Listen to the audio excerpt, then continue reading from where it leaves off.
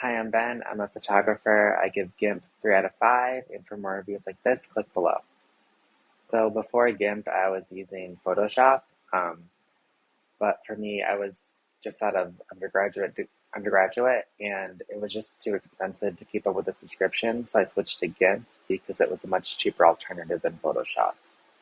So I ended up choosing GIMP because it was free, um, and free is always a lot cheaper than a subscription-based service, and the way that I looked at that also was because GIMP is free and not subscription based. If in the future I needed to use it again in the future, I wouldn't have to resubscribe to something in order to use it, if that makes any sense. So it was based off of longevity and price, basically.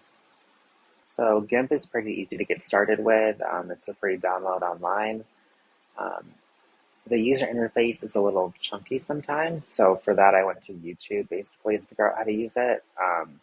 Just because the switch, there's lots of the same tools as in Photoshop, but when I switched to GIMP from Photoshop, um, it was just kind of, it's like when you learn a different dialect of a language, you're just kind of learning the um, little ins and outs that differ slightly. So for me, it was pretty easy to get started. There was just like a little bit of a steep learning curve, and then it was smooth sailing.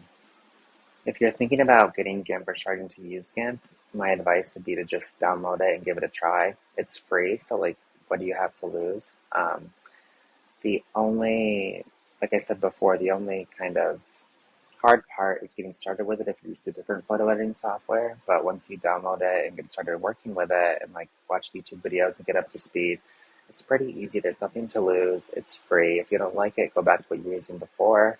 But chances are you'll find everything you could find there in GIMP for free.